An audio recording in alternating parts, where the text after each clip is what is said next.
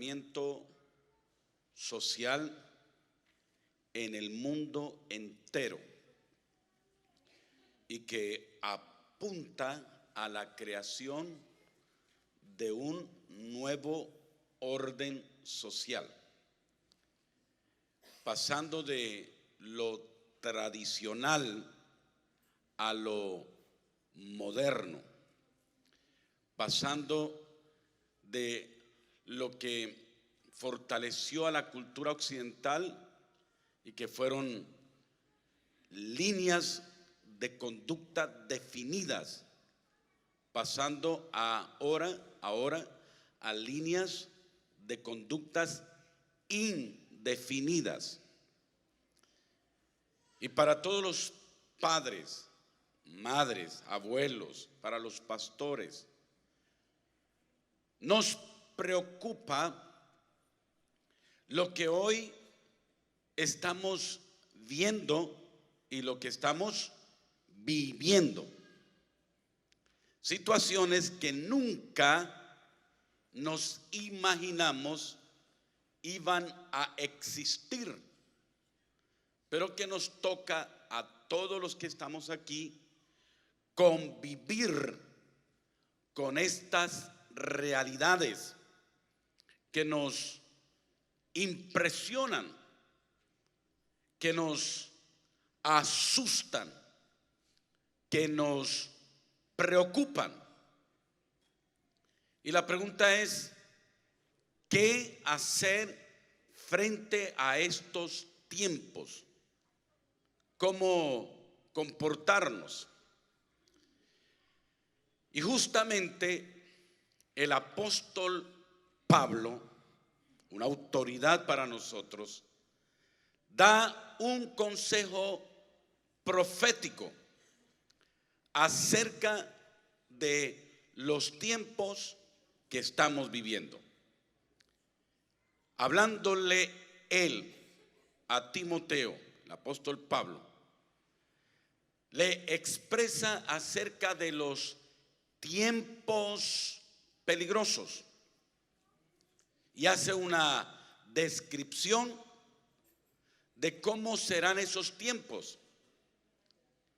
Y me parece interesante que cuando dice Pablo que habrá tiempos peligrosos, menciona no el ambiente, no las condiciones atmosféricas, sino hace descripción de la conducta de los hombres.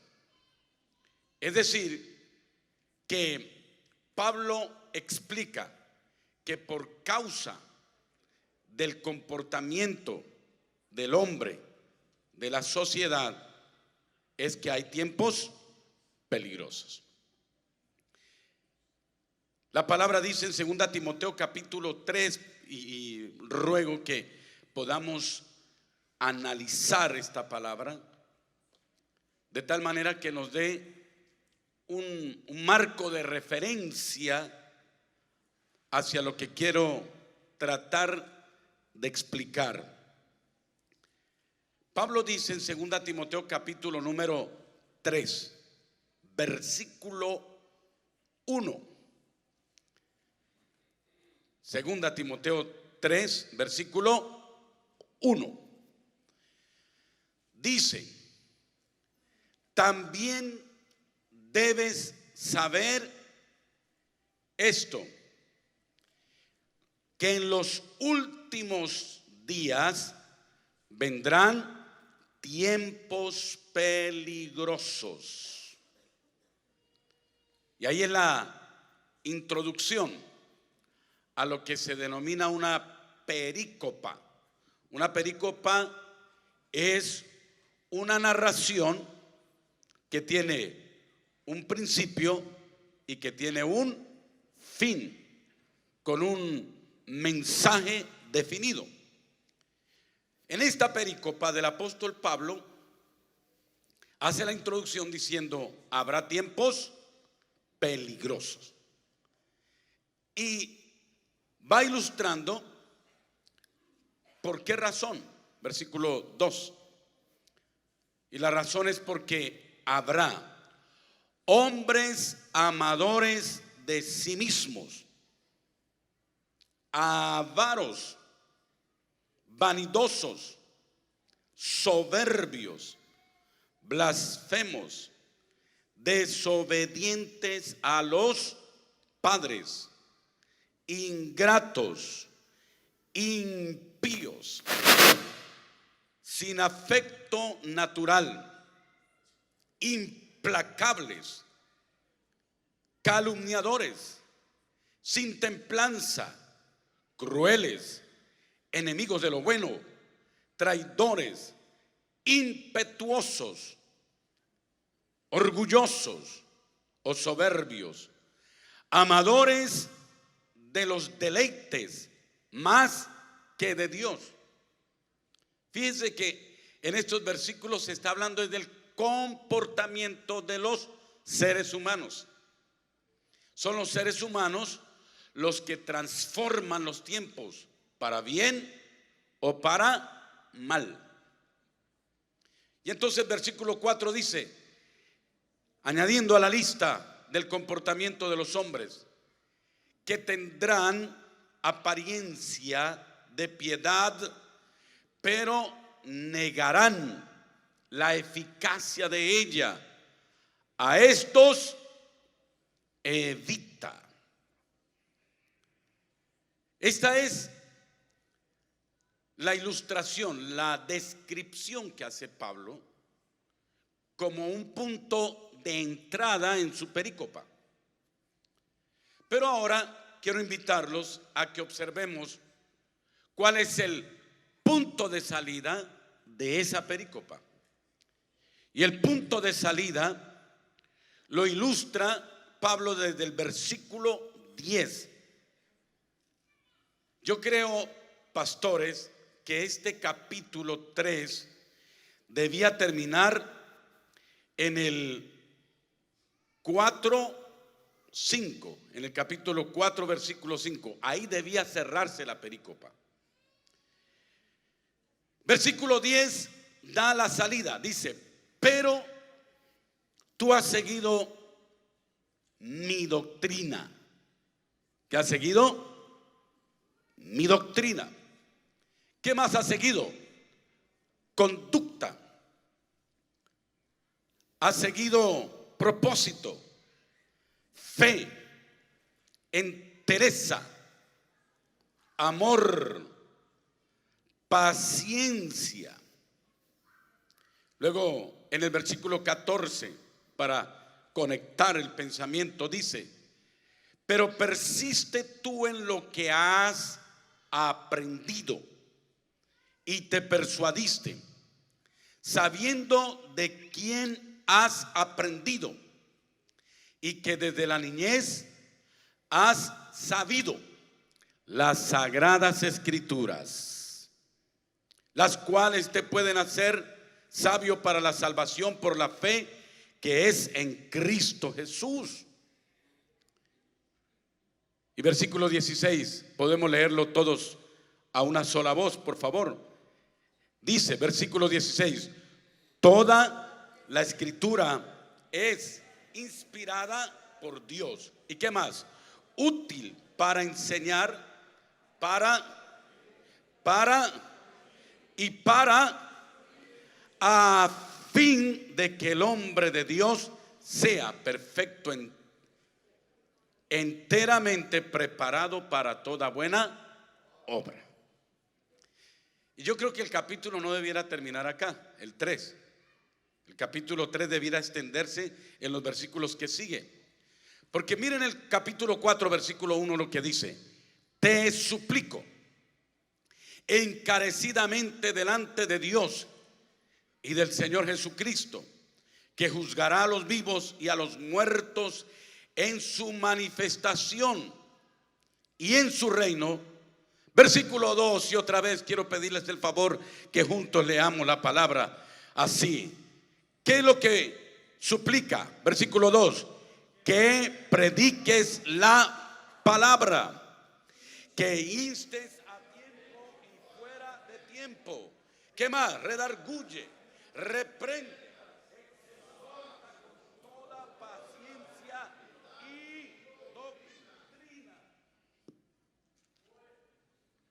Pues vendrá tiempo cuando no soportarán la sana doctrina, sino que teniendo comezón de oír, se amontonarán maestros conforme a sus propias pasiones, y apartarán de la verdad del oído, y se volverán a las fábulas.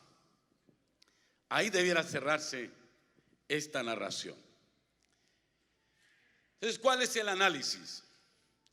Pablo plantea tiempos peligrosos, pero Pablo en su punto de salida plantea cómo enfrentar esos tiempos peligrosos. Hay como una puerta de entrada y una puerta de salida. Tiempos peligrosos, y en la parte final del capítulo, cómo enfrentar esos tiempos peligrosos.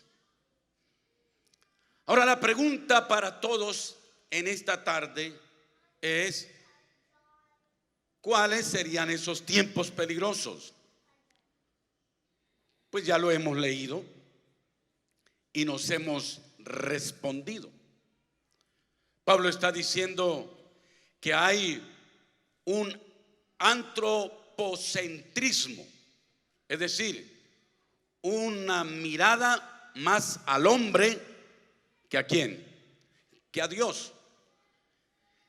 Es decir, que ya no habrá un teocentrismo. Luego el apóstol Pablo está diciendo que la gente tendrá un enfoque en el humanismo. Es decir, que las personas pensarán en sí mismos, porque dice: amadores de sí mismos, avaros, vanidosos, soberbios, todo enfocado hacia el hombre. Eso es antropocentrismo. Pero Pablo está sumando otros elementos y está hablando de cómo hay una destrucción de la familia, cuando dice que habrá hijos desobedientes a los padres, y que estos hijos de los padres desobedientes, o de estos hijos desobedientes de los padres, corrijo, serán ingratos y serán impíos. Y añade que muchos tendrán una aparente piedad, pero con sus hechos niegan la eficacia de esa piedad. Es decir, una falsa religión, como una especie de tolerancia a lo religioso, una aceptación a lo religioso, pero con la práctica inmoral de los seres humanos, niegan la eficacia de esa religiosidad. Si este pasaje lo sacamos, esta perícopa, la sacamos de aquí del capítulo 3 de la segunda Timoteo, a nuestro tiempo, al día de hoy, uno puede ver que está haciendo Pablo una radiografía de esta era de la llamada posverdad, o de la era del posmodernismo. ¿Qué es lo que está pasando hoy?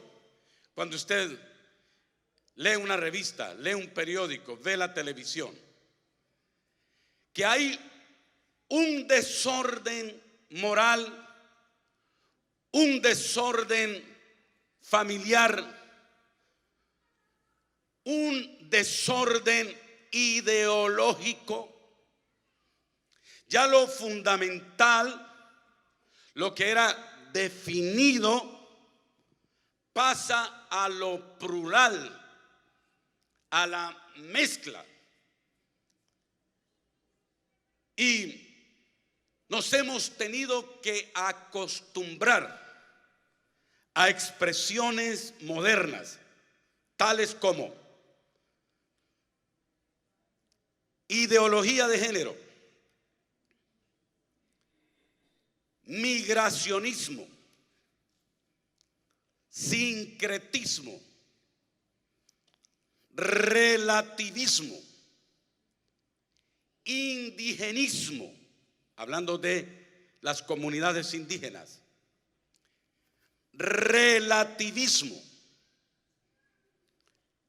modelos familiares monoparentales y modelos familiares homoparentales. Y ya quiero explicar algunas de estas cosas. Culto a la tierra.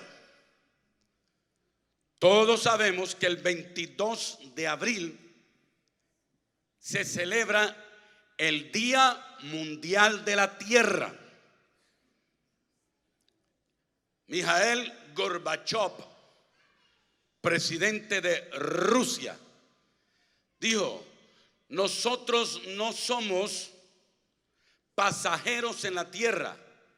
Nosotros, los seres humanos, le pertenecemos a la madre tierra. Ted Turner, un hombre importante en las comunicaciones aquí en los Estados Unidos, dijo: hay que cambiar los 10 mandamientos de la Biblia y colocar los 10 mandamientos de la tierra, porque hay que proteger a nuestra madre tierra. Y entonces todos los que estamos aquí debemos preguntarnos: ¿quién se inventa estas cosas? ¿De dónde salen todos estos fenómenos que indudablemente marcan en su práctica los tiempos peligrosos a los cuales habla Pablo en forma profética? Tiene que haber un hombre ideólogo o un sistema que plantee este tipo de comportamientos. Y entonces uno descubre que todo esto que he mencionado y que es común a ustedes, porque ustedes lo ven y tienen que luchar en sus iglesias y aún en sus familias, todo esto tiene un origen inspirado en un nuevo modelo económico y político.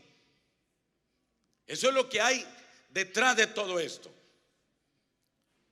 Pero detrás de quienes se inspiran para trabajar un nuevo modelo político y un nuevo modelo económico, detrás de estas personas hay uno que tiene una gran sabiduría animal y perversa, que se llama diablo o Satanás, que busca manejar los hilos que conducen el pensamiento de estas personas. Dicho en otra forma, Satanás usa grandes pensadores para proponer nuevos modelos que busquen la destrucción, número 1, de la familia, la destrucción, número 2, de la Biblia, la destrucción, número 3, de la iglesia. Eso es lo que se busca detrás de todo esto. Solo que hay como una cortina de humo, que es la propuesta de un nuevo orden social. Ahora, ¿quién se lo inventó? todo tiene que remitirse a la Edad Media y luego a la Edad Republicana. En la Edad Media hubo una revolución bíblica, un avivamiento. Y como ustedes conocen, los efectos de la reforma fueron positivos en todo: educación, industria, el arte, en la economía. En todo hubo un efecto bueno. Pero luego apareció la contrarreforma, que quiso atacar lo que planteaba Lutero y sus sucesores. Y vino la época del enciclopedismo, la manera de pensar la teología, racionalizar no solamente la teología, sino todas las cosas. Y entonces aparecen judíos con unas nuevas propuestas de pensamiento. Y uno de ellos fue Carlos Marx. Y Carlos Marx dijo: vamos a crear un nuevo modelo económico y lo vamos a hacer a partir de la revolución de la clase obrera, para que haya una distribución del dinero en partes iguales y no haya un dominio de los burgueses, de los que tienen mucho dinero. Y Carlos Marx trató de imponer este pensamiento, y aún los pastores de aquella época dijeron: esto es bueno. Y hasta se inspiraron en el libro de los Hechos, haciendo una mala hermenéutica, cuando dice la palabra allá en Hechos que todos repartían las cosas y todas eran puestas en común. Y entonces empezaron a aceptar este pensamiento. Pero hubo una sorpresa, y la sorpresa es que el marxismo de aquella época no logró impactar el mundo occidental. No logró cambiar el modelo del capitalismo que por muchos siglos había imperado. Así que en el año 1920 se levantan varios pensadores, uno de ellos un italiano de apellido Gramsci, quien era un gran seguidor de Carlos Marx, y hace una gran inversión de dinero. ¿Para qué?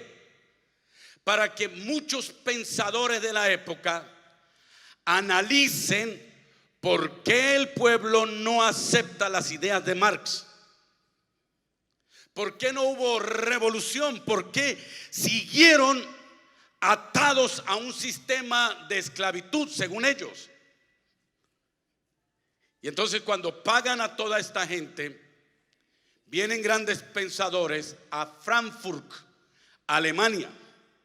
Y allí en Frankfurt, Alemania, se fundó lo que se conoce con el nombre de la Escuela de Frankfurt.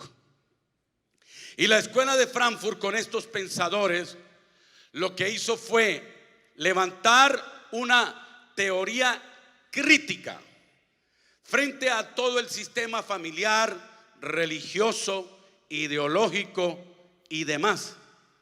Dijeron: vamos a evaluar el comportamiento de la sociedad. A eso se denominó teoría crítica. Y ahí empiezan a aparecer en el escenario grandes pensadores como Habermas, Marquis. Aparecen grandes pensadores como Horkheimer, Adorno, y analizan lo siguiente. Y aquí, y perdone que hable de esto que de pronto no es tan agradable, pero aquí es donde nos toca a nosotros. ¿Sabe qué descubrieron?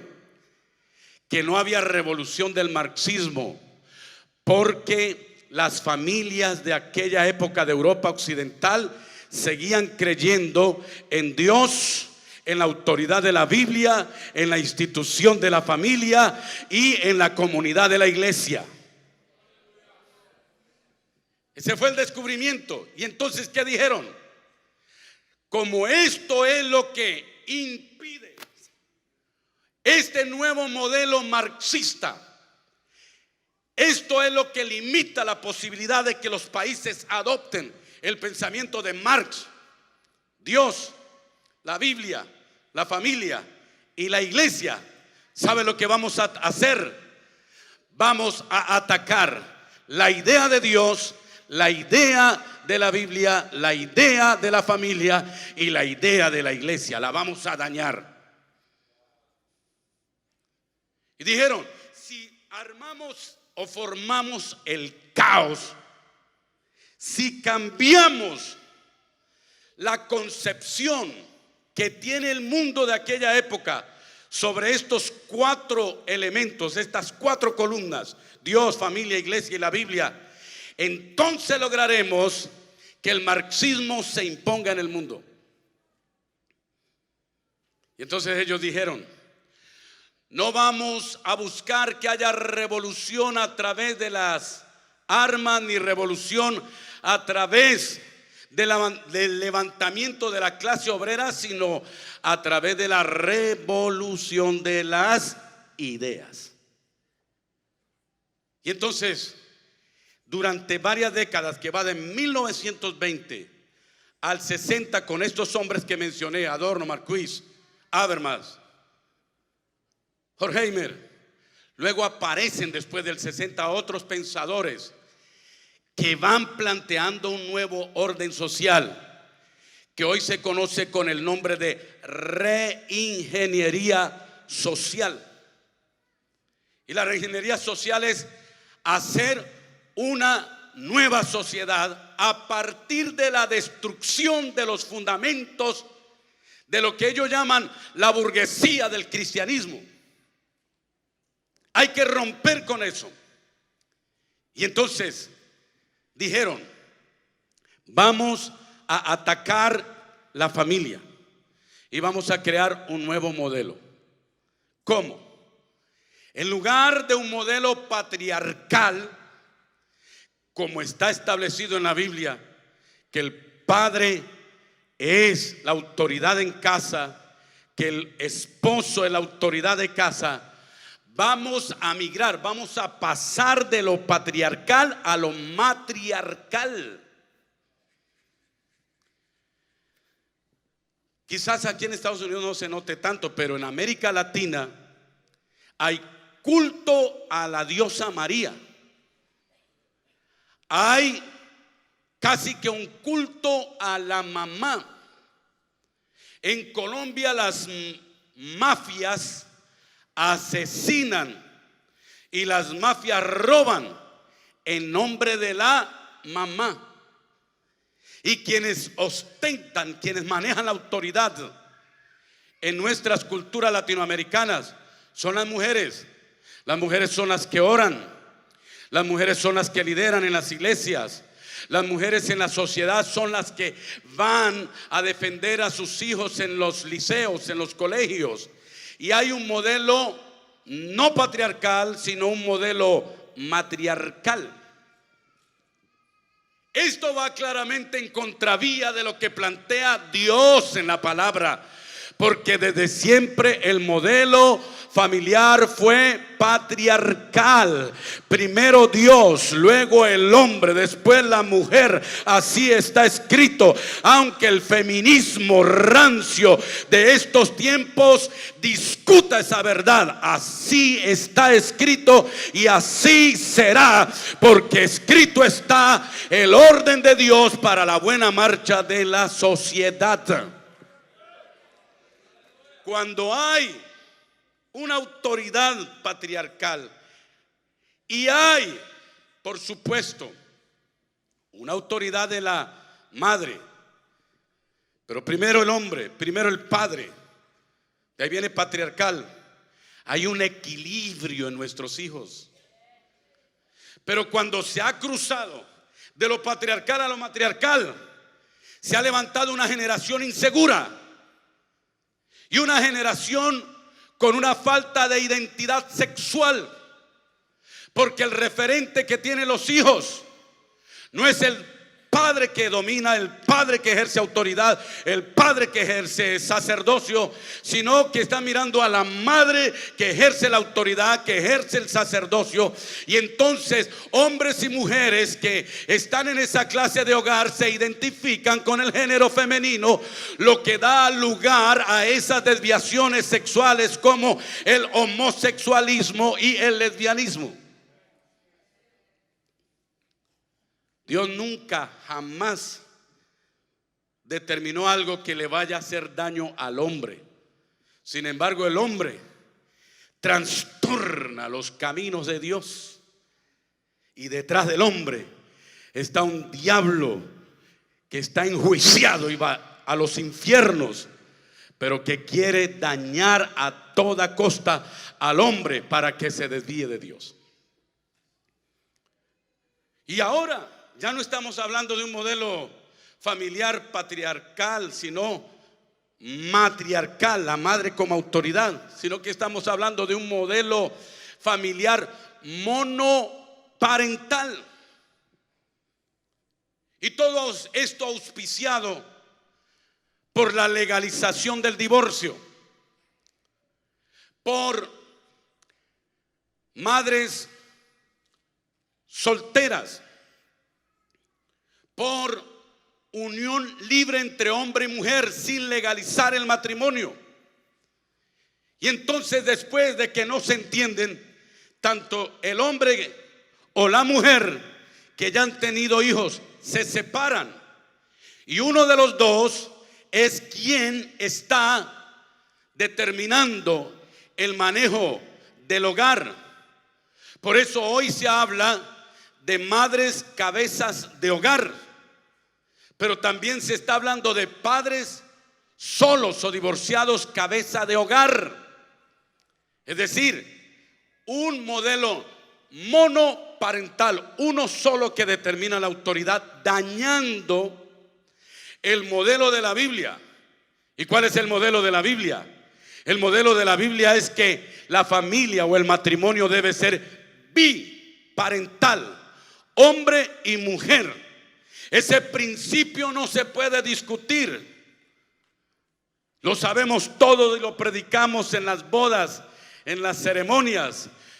Por tanto, dejará el hombre a su padre y a su madre y se unirá con su mujer, y los dos serán una sola carne hasta que la muerte los separe. Eso se llama modelo biparental.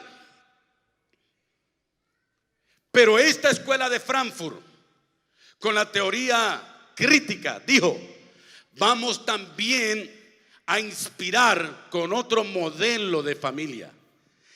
Ya se estableció el modelo matriarcal. Ya es muy común escuchar familias monoparentales, pero está entrando en la moda hoy, y por leyes de diferentes países, el modelo de familia homoparental. ¿Qué es? Sino la unión de un hombre con otro hombre y la unión de una mujer con otra mujer, y se les conceden derechos. Las legislaciones que vienen desde la ONU, desde años atrás, están estableciendo leyes muy fuertes para que haya este tipo de modelos familiares, modelos homoparentales. Pero por causa de la migración y por causa del divorcio y por causa de todos estos desórdenes sociales, se está aprobando otro tipo de modelo familiar, que es el modelo mixto o por extensión. Familias que están compuestos por hombres y mujeres que no conviven, sino que un día se conocieron, tuvieron relaciones sexuales, dieron a luz un hijo, la mujer, Pero él vive allá, ella vive allá, en otros lugares. Y quienes manejan la autoridad de los hijos son parientes, no los padres. Quienes manejan la autoridad son las escuelas, no los padres. Quienes manejan la autoridad y la orientación de estos hijos llega a ser la iglesia, dañando así la estabilidad de los hijos de esta generación. Entonces la teoría crítica de la escuela de Frankfurt dijo: si dañamos la familia, vamos a penetrar con este nuevo movimiento socioeconómico en el mundo. Y dijeron: ataquemos la sexualidad y vamos a fomentar, vamos a insistir en la ideología de género. Y la ideología de género establece que no se nace hombre, no se nace mujer, sino que la sociedad los crea. Hay una indefinición, una falta de identidad en el género. Y por eso es que hoy se formulan campañas por parte de muchos países para elaborar cartillas de enseñanza sexual que defienden abiertamente el homosexualismo y el lesbianismo, basado en lo que dijo la teoría crítica y la escuela de Frankfurt, que el hombre no nace ni la mujer nace, sino que la sociedad es la que determina la sexualidad de ese individuo. Y la pregunta: ¿para qué la ideología de género? ¿Para qué fomentar homosexuales y lesbianas? Pues básicamente para que haya control de la natalidad. Porque la escuela de Frankfurt y la teoría crítica determinó que a mayor gente para convencer, más difícil penetrar con las ideas. Y hay que generar un control de la natalidad para que haya un control demográfico. Ahora bien, la teoría crítica de la escuela de Frankfurt dijo: no solamente vamos a atacar la familia, no solamente vamos a atacar la sexualidad, vamos a atacar ahora la religión cristiana. ¿Y sabe cómo lo hacen? Lo hacen de una manera muy, pero muy atractiva.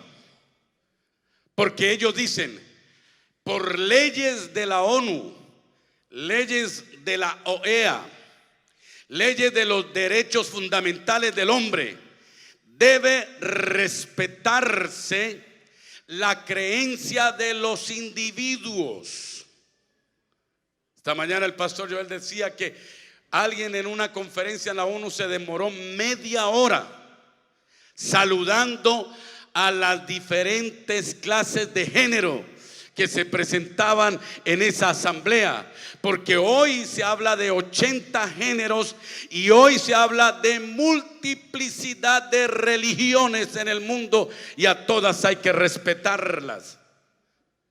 Pablo dijo: en aquel tiempo habrá gente con apariencia de piedad, pero con sus hechos negarán la eficacia de ella. Y lo que está haciendo hoy la sociedad es aceptar toda religión y que convivan. Y como dijo una vez el presidente de la ONU, Connie, se escapó el nombre, dijo: hay que crear una religión global donde todo quepa, aún el panteísmo, que es la adoración hacia las cosas, pero todo debe tolerarse. Y entonces a eso se le denomina el sincretismo, que es básicamente que todo conduce a Dios y que se debe tolerar toda clase de creencias y de religión. Por eso es que usted puede hoy inclusive predicar o hablar en algunos lugares y la gente le va a aceptar, pero con eso que usted predica y que la gente le acepta, también pueden creer en otras cosas como el animismo, pueden creer en otras cosas como el esoterismo, pueden creer en otro tipo de religiones. Hoy es asombroso cómo muchos cristianos que llenan muchas iglesias, cristianos entre comillas, creen en Dios, creen en Jesucristo, pero creen en Buda, creen también en el horóscopo, creen también en la brujería, y hay una mezcla de creencias aún dentro de nuestras iglesias que nos hace todavía levantarnos en desafío para predicar la palabra frente a estas personas. Pero ¿qué se busca con esto? Destruir el cristianismo. Antiguamente se quería destruir el cristianismo quemando a los cristianos, llevándolos al circo de Roma, decapitándolos. Pero Satanás se dio cuenta que no era la manera de acabar con el cristianismo y dijo: vamos a generar una confusión de ideas religiosas y vamos a mezclar los conceptos religiosos que crean en todo y para todo, y así destruiremos a esta sociedad. Eso es lo que propone la escuela de Frankfurt. Y mira, en este sincretismo entra el culto a la tierra, que uno piensa, esto no hace daño. Sí hace daño.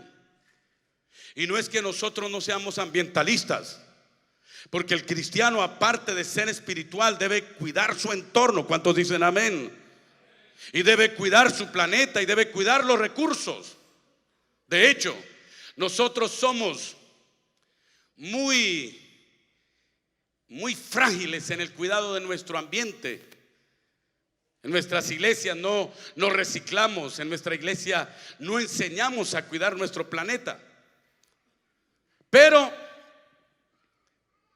el extremismo de los que quieren dar culto a la tierra hace que esta religión, cuyo día especial es el 22 de abril, Día Internacional de la Tierra, enseñen que a la tierra como madre hay que cuidarla.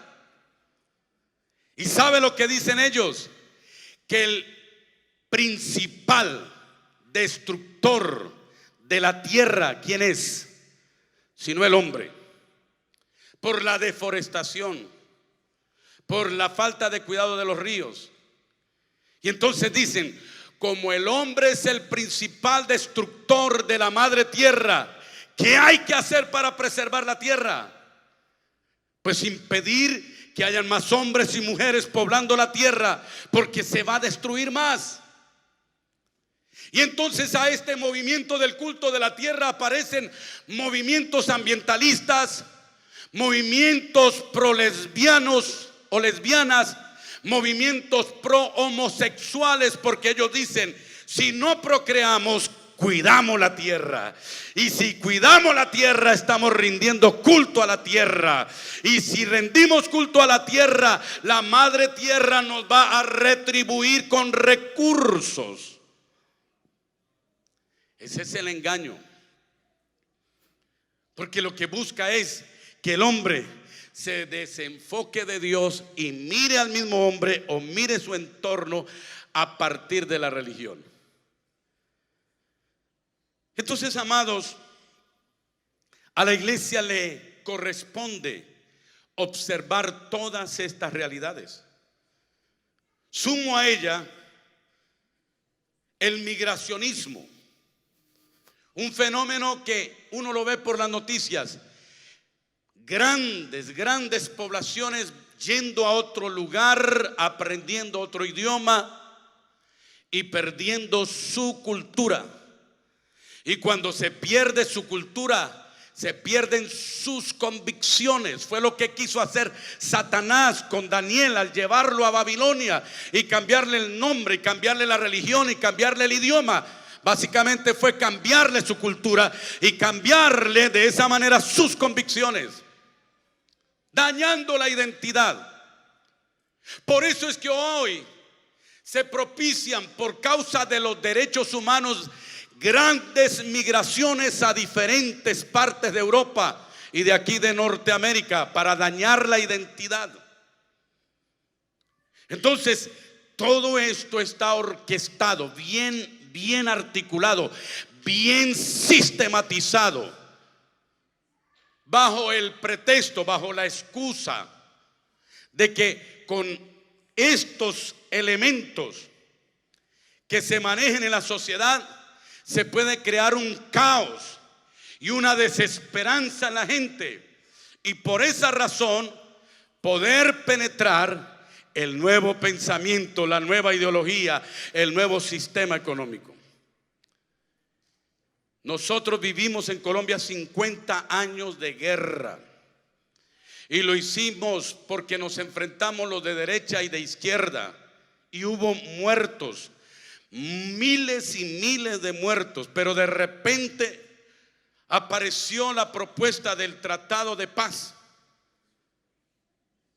Fin a la guerra, fin al conflicto armado, y todos aplaudimos eso. Pero escuchando en una conferencia y en una entrevista de un sociólogo de izquierda por una de las cadenas radiales más importantes en Colombia, dijo: ya no cambiaremos el mundo ni nos tomaremos el poder a través de las armas, sino a través de las ideas, y a través de la destrucción de la familia, y a través de la destrucción de la religión, el cristianismo, que es el principal opresor de los pueblos. Y lo vamos a hacer a través de la ideología de género. Y por eso, en el documento de 252 páginas, donde se establecían los acuerdos de paz entre el Estado colombiano y la guerrilla colombiana, en varios artículos aparecía ideología de género. Y parecía que esto no tenía mucha trascendencia, mucha importancia, pero en el fondo hay un gran peligro. Señores y señoras, amados pastores, estamos en tiempo del relativismo, que a lo bueno le llaman malo y a lo malo le llaman bueno. Y la ética, la moral se establece a partir de condiciones sociales y culturales. Lo que para unos es bueno, para otros es malo. Lo que para nosotros podría ser malo, para otros es bueno.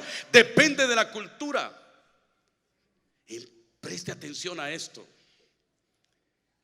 Habermas, que dicen es el más influyente de los pensadores de la teoría crítica, dijo: vamos a crear el relativismo a través de un arma que parece inofensiva. ¿Y sabe cuál es? El arte. Y cuando estoy investigando por qué el arte, porque propusieron que se establezca un estilo de arte no definido, que se llama abstraccionismo o abstracto, indefinido. Y entonces entendí por qué muchos de estos pintores modernos hacen cuadros que son joya del arte y que valen millones y millones de dólares o miles y miles de dólares. Pero usted y yo miramos el cuadro abstracto y no entendemos nada. Y llega un experto en el arte y dice: aquí se está plasmando una idea profunda del pensamiento del autor, que está hablando de la igualdad de los derechos, por ejemplo. Y uno, como no sabe, porque está viendo ahí figuritas que no están definidas, uno dice: amén. Si usted lo dice, así es. No solamente en la música, perdón, en la pintura, sino también en la escultura. Muchas esculturas que no tienen forma, son indefinidas. Canciones que tienen letra pero que no son definidas. ¿Y sabe a qué apuntaba? ¿A qué apuntaba? ¿Cuál era el objetivo de Habermas?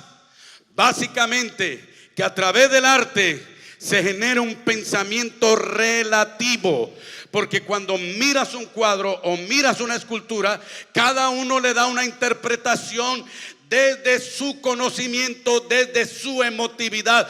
Por eso es que cuando uno va a los museos le preguntan a los niños: para ti, ¿qué significa este cuadro? Y cada uno de los niños va dando un concepto. No hay un concepto definido. Y entonces todo esto se aplica en la ideología política, en la religión, en los valores, en la moral. Y yo quiero hablarles algo en este momento. Y es que esta línea de izquierda que quiso imponer el marxismo a través de la revolución cultural, de la teoría crítica, en su momento fue también tomado por la derecha, por el capitalismo rancio, dominante. Y Henry Kissinger levantó un documento que lo presentó ante grandes pensadores y políticos de la ONU. Usted puede buscar por las redes sociales el documento de Kissinger, Henry Kissinger. Y Henry Kissinger está diciendo: hay que controlar los recursos de la tierra. Hay que controlar la riqueza de alta mar. Hay que controlar el petróleo. Y tienen que hacerlo las naciones que tienen mayor capacidad económica. Y para controlar los recursos del mar, los recursos de la tierra, para controlar el petróleo, ¿sabe cómo se puede realizar? A través de una de las propuestas de la escuela de Frankfurt, que es el control de la natalidad. Por eso hoy se habla de que las familias no tengan tantos hijos.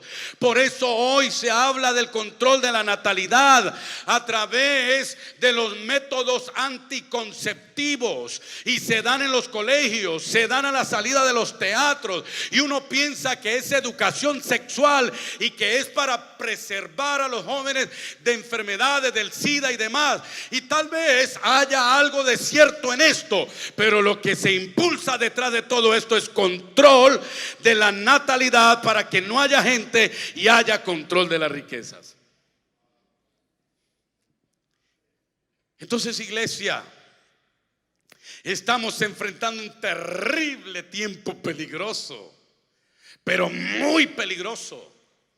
Ideología de género, sincretismo, control de la natalidad, nuevos modelos familiares, ya no el biparental, sino el monoparental o homoparental, o familias mixtas, matrimonios ya no definidos. No solamente estamos enfrentando eso, estamos enfrentando el migracionismo para dañar la identidad, estamos enfrentando el relativismo, y se hace a través de una fórmula que todos los pastores debemos conocer, que se llama reingeniería social. Y la reingeniería social, para aplicar todo esto que acabé de mencionar, todos estos fenómenos, tiene 3 pasos. Primer paso, sensibilizar a la gente. Hay que sensibilizar de que el planeta Tierra se está dañando. Hay que sensibilizar que una mujer no puede abortar porque la violaron o la maltrataron. Hay que sensibilizar el homosexualismo. Y por eso salen grandes estrellas de la televisión o del deporte siendo homosexuales y los muestran como algo normal. Eso se llama sensibilización. La sensibilización a través de programas de televisión. Ya no hay series como los Waltons. Ya no hay series familiares como los Ingalls.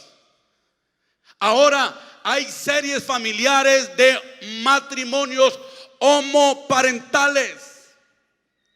O hay series familiares como una serie aquí norteamericana que se titulaba Los tuyos, los míos y los nuestros. Hablando de los hijos de él o de ella de los hijos míos y de los hijos nuestros.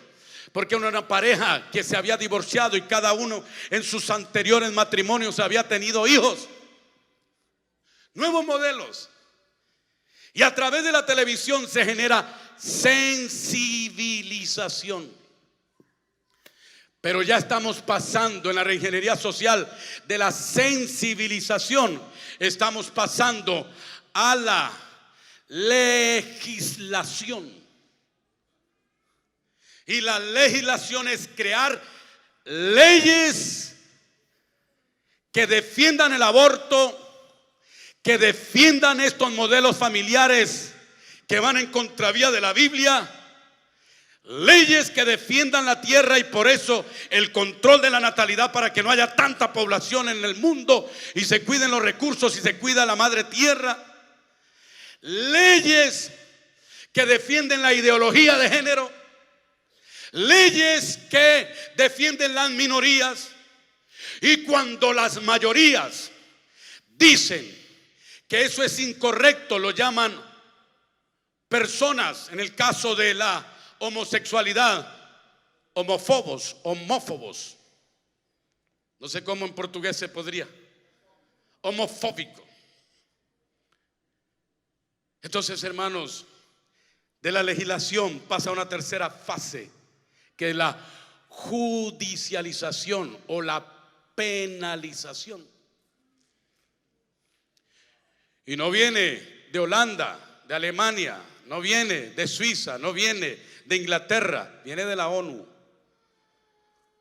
Por eso en Colombia, cuando hablaban de que ¿cómo vamos a permitir que una ministra de educación enseñe cartillas de homosexualismo? Y los pastores y las familias se alertaron, pero no se dieron cuenta que esas leyes vienen desde el Congreso desde hace décadas atrás. Desde la década del 80 o de los 80 ya se ha legislado acerca del homosexualismo y sus derechos, del aborto y la legalización. En Colombia, ¿puede un homosexual visitar a su pareja en la cárcel como una visita conyugal? Un hombre visitando a su amante en la cárcel, tener relaciones sexuales como una visita conyugal. Y eso fue aprobado por la Corte Suprema en Colombia desde el año 1992. Y si ustedes miran a Brasil, Argentina y demás países, estas leyes hace tiempo que se están promulgando para la destrucción de la tierra. Para la destrucción de la familia. Entonces estaba diciendo que la derecha y el capitalismo ha tomado la escuela de Frankfurt para el control de la economía de las naciones y por eso impulsa estos fenómenos. ¿Qué hacer entonces? Porque el punto de entrada que da el apóstol Pablo es que habrá tiempos peligrosos. Y pareciera que si leyéramos solamente ese pasaje, no hay esperanza. Pareciera que todo está acabado. Pareciera que la iglesia no puede hacer algo para contrarrestar este fenómeno. Pero aquí está la palabra de esperanza para la iglesia y para los ministros de Dios y para los que predicamos el evangelio de nuestro Señor Jesucristo. Pablo dice respecto a esto, versículo 10, pero tú, ese pero está diciendo, a pesar de estos tiempos peligrosos, tú sigue la doctrina que has aprendido y te persuadiste sabiendo de quién has aprendido. Y esta palabra profética en este día, no podemos escuchar las voces de los humanistas, de los defensores de los derechos humanos, ni de teólogos liberales, sino mantener la doctrina fundamental que está establecida aquí en la palabra de Dios, porque no nos debe importar lo que dice el teólogo, sino lo que dice Jehová. No nos debe importar lo que dice el maestro de la cátedra, sino lo que dice Jesús. No nos debe importar lo que dice el gran predicador que tenga mucha fama y que va en contravía de la Biblia, sino lo que dice el Dios de los cielos. Por eso debes permanecer en la doctrina que has aprendido. Y hay que predicarla con celo. Y hay que predicarla con argumento. Hay que predicarla con apología. Hay que demostrar los principios de Dios para la familia, los principios de Dios para la sexualidad, los principios de Dios para la tierra, los principios de Dios para la moral, a partir no de los criterios de los humanos, sino a partir de lo que nos enseña cada renglón de las sagradas escrituras, porque la palabra es útil para enseñar, para instruir, para redarguir, es útil para guiar. Pero en este punto de salida, y voy terminando acá, pastores amados, porque el tiempo sé que se fue, pero quería soltar esta palabra en el nombre del Señor Jesús. Pablo está diciendo en su punto de salida frente a los tiempos peligrosos. ¿Sabe lo que está diciendo? En el versículo número 15. Y esto para todos, por favor, para todos. Todas las iglesias, todos los maestros, todos los pastores. Esta palabra profética en el nombre del Señor para enfrentar estos tiempos peligrosos, para enfrentar la ideología de género, el sincretismo, el culto a la tierra, el migracionismo y la falta de identidad. Es esta palabra. Versículo número 15 dice: y que desde la niñez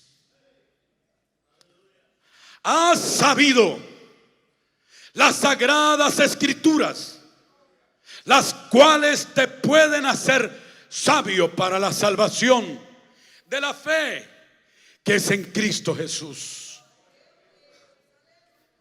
Lo segundo es que aparte de predicar con celo la doctrina, hay que formar nuestra generación que se levanta desde nuestros salones de la iglesia, enseñándole la verdad de Cristo y la verdad de la palabra. Y que este ministerio en nuestras iglesias no es de segunda categoría. Hay que cuidar al niño y aplicar la verdad de Proverbios. Instruye al niño en su camino y aun cuando fuere viejo, no se apartará de él. Pero hoy la preocupación que tenemos los pastores es la escasez de maestros llenos del Espíritu, llenos del conocimiento de Dios, y aún en iglesias donde la formación de los niños pasa a ser una distracción. He estado en iglesias donde en el momento de predicar llevan a los niños a una clase. Le dan una clase cortica, muy corta de la Biblia, y luego les dan serie de Walt Disney para distraerlos. Y cuando eso pasa, esta generación se va a perder y va a quedar presa de los tiempos peligrosos. Hay que enseñar a los niños desde la casa. Hay que enseñar a los niños a tiempo y fuera de tiempo. Yo fui a Indonesia y vi cómo adiestran a los niños en el islamismo y en la lectura del Corán y en la repetición de memoria de las confesiones del Corán. y lo hacen sin temor. Pero el cristianismo dice: vamos a respetarle la libertad a los niños. No le vamos a enseñar tanto hasta que tenga la condición de aprender y tenga la condición de decidir: esto es falso, esto es diabólico, esto no puede pasar en la iglesia cristiana del Señor. Hay que enseñar a nuestros niños desde pequeños el temor de Dios. Hay que enseñar a nuestros niños la Biblia. Hay que enseñar a nuestros niños lo que dice la palabra. Hay que enseñarle los 10 mandamientos. Hay que enseñarle lo que dice el Dios de los cielos, aunque a ellos no les guste en su momento. Pero así no se apartarán del camino de Dios. Y levantaremos una generación de predicadores y de familias bien estables y fundamentadas en la palabra de Dios. Y Pablo, en su punto de salida, dice: no solamente que enseñes a los niños, que enseñe una buena doctrina, sino que te suplico, versículo 1 del capítulo 4, te suplico encarecidamente, prediques la palabra del Dios Todopoderoso. Porque cuando se predica la palabra de Dios, esto se frenará en el nombre del Señor.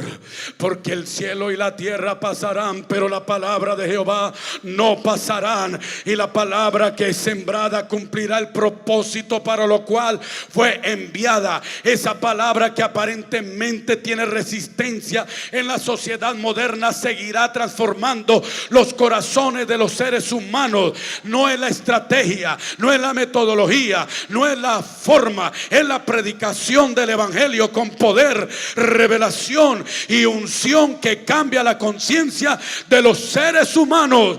Y a eso estamos llamados para evitar estos tiempos peligrosos.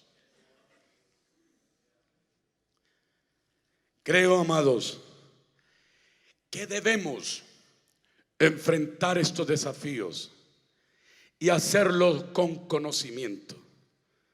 Y por eso mi invitación es que hoy todos nuestros pastores pudiéramos investigar un poco más de la escuela de Frankfurt, de la teoría crítica, de la cultura, del marxismo cultural, del nuevo orden social, de reingeniería social, profundizar en estos temas que seguramente muchos de ustedes lo están haciendo, pero que todos debiéramos estar en esa misma dirección para saber qué predicar en nuestras iglesias.